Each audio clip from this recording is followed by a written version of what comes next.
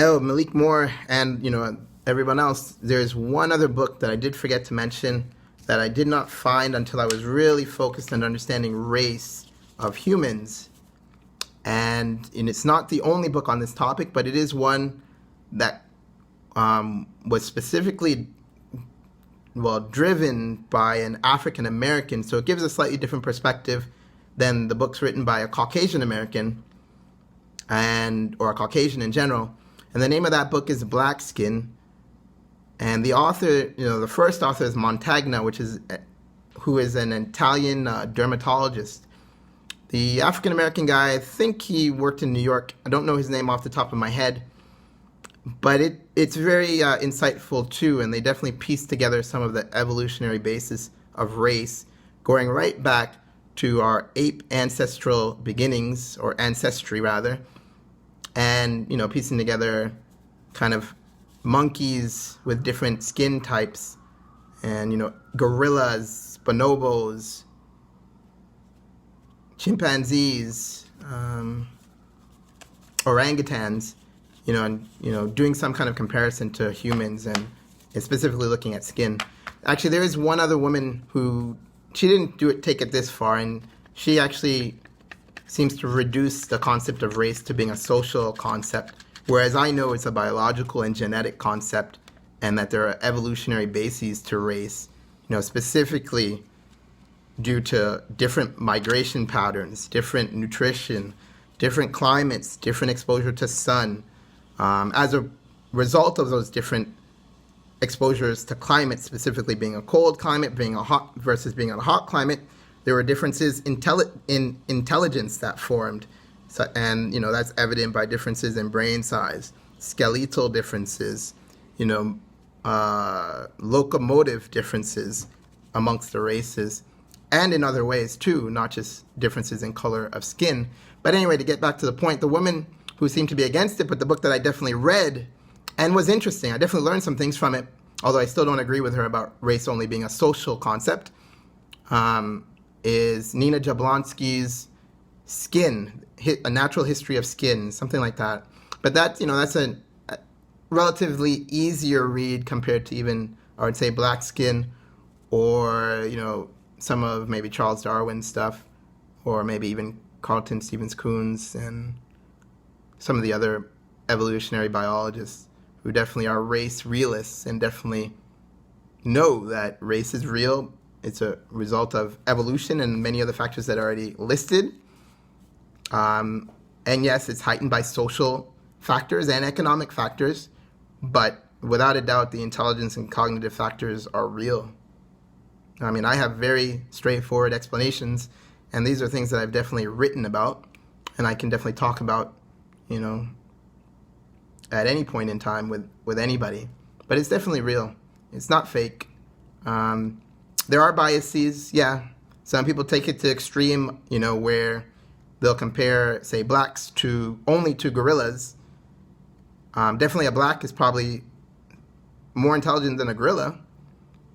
But the truth is, it's not really wrong either. So it's definitely real. To give you a little insight into my findings and my conclusions, rather, the white Caucasian race, I'm pretty sure, is more closely related to the rhesus monkey based on skin type and even the phenotype of the nose. And I guess one other way to try to confirm that, although it wouldn't be easy doing this via the internet and through Google, is to compare iris colors. You could really do some confirmation of some of these ideas through comparing iris colors of whites, browns, and black humans compared to different types of monkeys and apes, or anthropoids and hominids, such as rhesus monkey, gibbons, chimpanzees, bonobos, orangutans, gorillas, and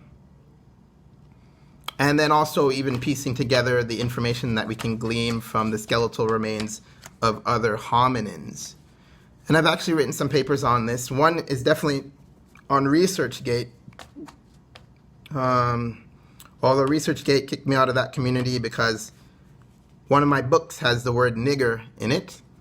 And for me, nigger is a very important word. It is part of the English lexicon, and while there might be some negative connotation and bias towards negative connotation for a lot of people, I don't really think it has to be a negative word. I think it's actually a quite positive word, and I know that nigger is much more specific than saying black.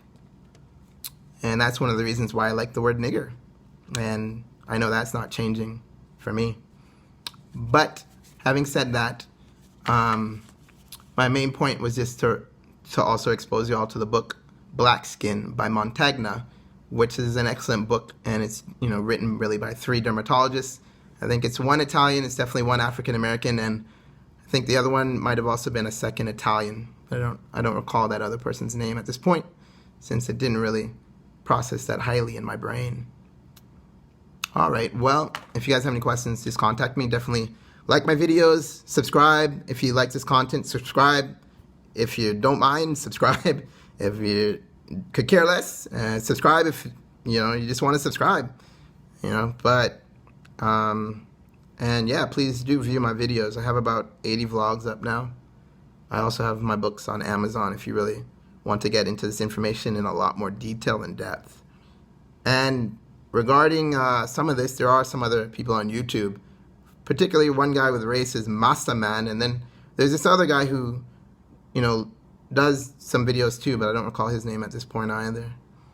So that's those are some other people you can look into. And when it comes to health, if you're struggling with health, the ones on YouTube that I would recommend, not that I'm for veganism, but there's a lot to be learned from that in terms of reducing overconsumption of meats and foods and poor oils and salt and sugar, processed sugar specifically. And the one that I learned a lot from and really followed and really watched pretty much almost every video that he had is Mick the Vegan. And then from him, I learned about Esselstyn, Dr. Esselstyn, who is a cardiologist who has defined a plant-based diet, but I don't think he completely excludes meats. But he definitely seems to prefer fish, which is what we're taught in medical school. But so that's some other stuff that might help you all out. And to be honest, I'm pretty sure the stuff that I do at this point will help a lot of high schoolers, although my stuff is very provocative, very explicit, and very, sexually inclined even. But, for all those straight A and anal students who are perfecting everything and themselves, I'm pretty sure they'll get a lot out of it, especially if they're interested. And then, yeah, as well as everybody else. And I think it also helps some college students, maybe some medical students, maybe some doctors. Budding surgeons might get something out of it. They'd have to tell me, because I'm not exactly a surgeon yet. I might become one, if possible. And, psychiatrists and even internal medicine docs. But definitely the science world. So, and maybe even psychologists.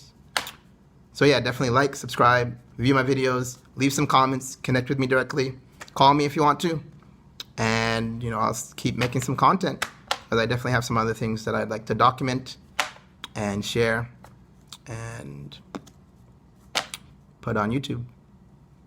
All right, well, y'all take care. Have a great day.